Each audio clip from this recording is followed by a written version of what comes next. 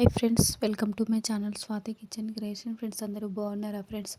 Friends నేను ఈరోజు చేసే న్యూ రెసిపీ ఎండలో ఎండబెట్టి ఊరబెట్టి పని లేకుండా ఎక్కువ రోజులు నిల్వ ఉండే టమాటా పచ్చడి అయితే ప్రిపేర్ చేస్తున్నానండి. చాలా తక్కువ టైంలో పచ్చడి అయితే ప్రిపేర్ చేసుకోవచ్చు. చాలా టేస్టీగా ఉంటుందండి. అన్నం అన్ని టిఫిన్స్లోనికి చాలా బాగుంటుంది ఫ్రెండ్స్.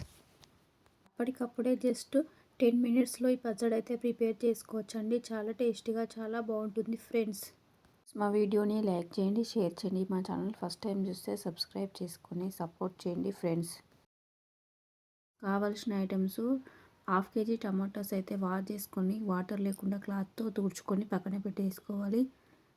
చింతపండు అండి 20 to 15 వెల్లుల్లి రెబ్బలు తీసుకోవాలండి. చింతపండు అనేది నేను పెద్ద నిమ్మకాయ సైజ్ అయితే చింతపండు తీసుకున్నానండి.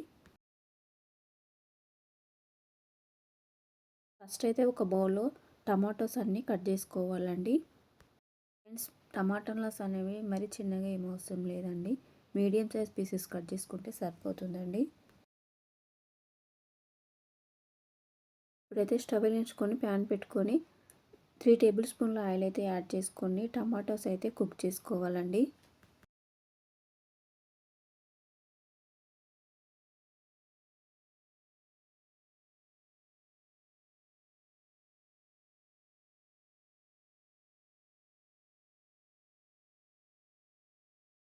స్టవ్ వెలిగించుకొని ప్యాన్ పెట్టుకొని ఇప్పుడైతే 1 టేబుల్ స్పూన్ మెంతులు యాడ్ చేసుకొని ఫ్రై చేసుకోవాలి. మెంతులు ఫ్రై అయిపోయిన తర్వాత 1.5 టేబుల్ స్పూన్ జీలకర్ర యాడ్ చేసుకొని ఫ్రై చేసుకోవాలి.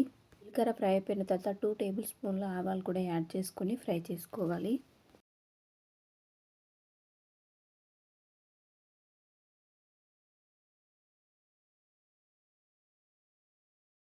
జీలకర్ర మెంతులు ఫ్రై అయిపోయాయండి. స్టవ్ ఆఫ్ చేసేసుకొని వేరే ప్లేట్లోకి తీసేసుకొని పూర్తిగా చల్లారిన తర్వాత మిక్సీ జార్లో వేసుకొని మిక్సీ పట్టుకోవాలి. ఫ్రెండ్స్ టమాటోస్ అనేవి కుక్ అయ్యాయండి. ఇప్పుడైతే చింతపండు యాడ్ చేసుకోవాలి. ఇందులో చింతపండు యాడ్ చేసుకొని ఒక 2-3 మినిట్స్ కుక్ చేసుకోవాలి. ఇక్కడ మంచి టిప్ అయితే చెప్పాలనుకుంటున్నాను అండి. చింతపండు అనేది నానబెట్టుకోవాల్సిన అవసరం లేదు. ఒకవేళ మీరు నానబెట్టుకోవాలనుకుంటే హాట్ వాటర్లో నానబెట్టుకున్నట్టయితే పచ్చడి అనేది ఎక్కువ రోజులు నిల్వ ఉంటుందండి. ఫ్రెండ్స్ ఇలా వేసుకున్నా కానీ చింతపండు పర్ఫెక్ట్గా కుక్ అయిపోతుందండి వేసుకుంటే పచ్చళ్ళలో.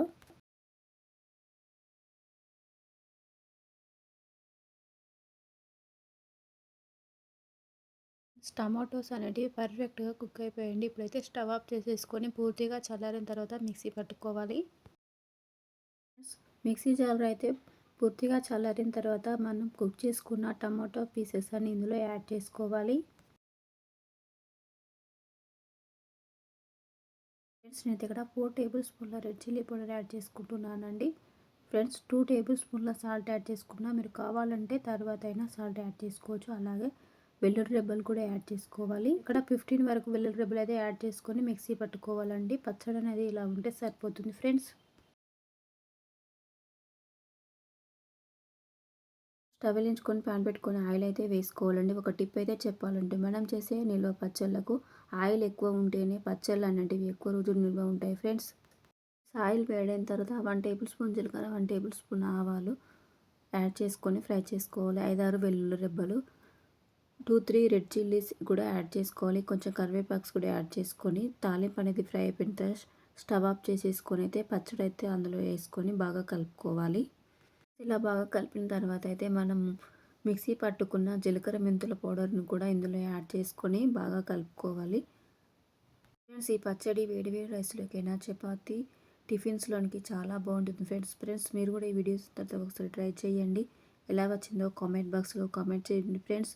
మీకు ఎలాంటి రెసిపీస్ కావాలో కూడా కామెంట్ బాక్స్లో కామెంట్ చేయండి ఫ్రెండ్స్.